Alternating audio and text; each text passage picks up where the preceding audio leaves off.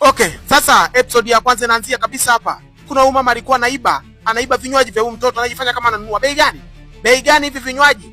Mtoto anasema kabisa 500. Ah, 500. Sasa yule mwingine kabisa alikuwa kwenye gari, alikuwa anachomoa kinywaji kimoja kimoja. Kwa anamuibia kabisa huyu mtoto, hawana hata huruma. Chukua chapchapu. Chukua chapchapu utumalizie, abakishe kamoja tu. Sasa huyu mama kabisa nia na malengo, alikuwa anataka muibie kabisa huyu mtoto na anaiba kabisa. Hana hata aibu. Mama jitu zima linaiba. Sasa kuna mtoto mmoja kwa pembeni kwenye gari akawa ameona kitendo kizima wanavyomuibia. Akasema, mtoto usijali, kwa ile pesa tuliyokupa 1000 usirudishe change, bye bye, kwa heri. Katoto kakasema asante. Sasa ilipofika time fulani akasema, lete hivyo vinywaji, mimi niondoke navyo hapo, watoto wangu wakaenjoy nyumbani. Sasa huyu madam kabisa nia na malengo, vinywaji apeleke nyumbani. Ana manga sasa, elewi, anamwangalia mpenzi wake, maana mpenzi wake alimwahidi kwamba anakuja hapa sio muda mrefu. Sasa kale katoto baada yake kakamkimbilia blaza mmoja, akamwambia, blaza samani blaza, ngoja nikwambie kitu kimoja, naomba unisaidie. Kuna yule dada pale kaiba vinywaji vya mdogo wangu. Sasa kama unaenda kwenye ile gari, kama ni mtu wako yule pale, nahisi kabisa ni mtu wako, mmemaliza kuongea naye na simu, yule kaiba vinywaji vya mdogo wangu.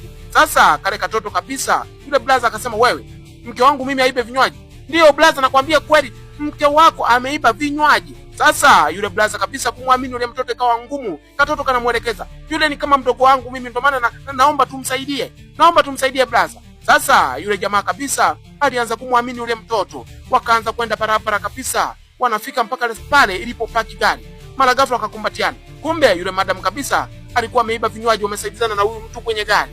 Ndio huyu unasema, ndio huyu kaiba vinywaji vya mdogo wangu. Wewe sikia, wewe mlembo, baby vipi? Mbona nimeambiwa kwamba umeiba vinywaji? Akasema, mimi sijaiba vinywaji vyovyote. Kumbe vinywaji vilikuwepo kwenye kikapu.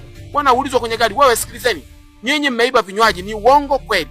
Basi ngoja tuone kabisa episode ya pili, mambo yatakuwaje hapo, mpora ama namna gani, vipi? Okay, episode ya pili inaendelea hapa. Dada anakataa kabisa, anasema mimi sijachukua vinywaji. Kanasema katoto, mimi nimemuona kwa macho yangu mawili, walikuwa wanamchomolea vinywaji. Akasema, baby usimwamini huyu mtoto hamna kitu.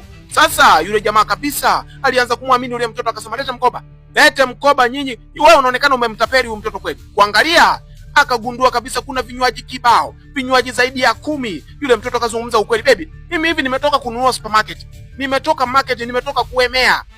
kuemea vinywaji. Wewe mimi nilikwambia uemee hivi vinywaji, nilikwambia uemee. Kumbe mwanamke nia na malengo kabisa, achukue vinywaji akamdanganya mume wake, ili mume wake atoe pesa kibao ampatie. Nia na malengo, yeye kaiba ili mradi apate pesa. Anamwambia, wewe mke wangu, toka lini ukawa mwizi wa juisi? Hizi juisi unazipeleka wapi? Naomba nisamehe. Nakwambia blaza, ni kweli wameipa, wamesaidizana na huyu wakamuibia ule mtoto. Ni kama mdogo wangu mimi, namhurumia sana. Yule mtoto wamempa tu shilingi 1000, wakamwambia tuna chenja hatutaki. Sasa jamaa alianza kukagua kabisa vile vinywaji, akagundua kabisa wamemuibia. Akasema, chukua kijana vinywaji, kamrudishie yule mtoto. Mke wangu, tumia akili, vinywaji vitakupeleka wapi? Unaiba vinywaji, wenzao wanaiba pesa kibao, mamilioni benki, wewe unaiba vinywaji. Wewe umekuwa ni mtu wa design gani? Sasa mwanamke alianza kujitetea kabisa, lakini mwamba kumuelewa. Najua kabisa utakuwa umejifunza kitu katika episode ya pili. Sasa jamaa akasema, sasa nyinyi shuka na wewe kwenye gari, shukeni kwa sababu nyinyi mmezidi wizi. Shuka kwenye gari, ipo siku mtaniibia gari yangu nyinyi, shukeni. Haya, tambaliza, ondokeni, naambia sitaki kusikiliza. Mwamba alikasirika kabisa, mwanamke akampigia makoti mshikaji, hakuna cha mume wangu wala nani, nenda kwenu ukajifunze kukaa na watu. Wewe ni mwanamke wa design gani wewe? Sasa kumbe kabisa huyu alikuwa ni mume wake kabisa, japo alikuwa hajafunga ndoa, walikuwa wamezaa mtoto mmoja. Akasema, kale katoto kale katoto wamekaibia vinywaji. Sasa kwenda mbele kabisa, katoto kanaraumu, kanalia, kanasema, madam, kinywaji kimebaki hiki na mimi sielewi. Sasa mpera jamaa akasema, simama hapo, tokeni, hakuna kusimama. Sasa mara ghafla dogo akaviona vinywaji vyake, akasema, jamani, vinywaji vyangu mimi, nilikuwa najua nitakula hasara, mimi sielewi. Sasa yule blaza kabisa akasema, huyu ni mke wangu, alikuwa amemuibia vinywaji huyu mtoto, mimi sielewi. Mwanamke wa design gani anaiba vinywaji kweli?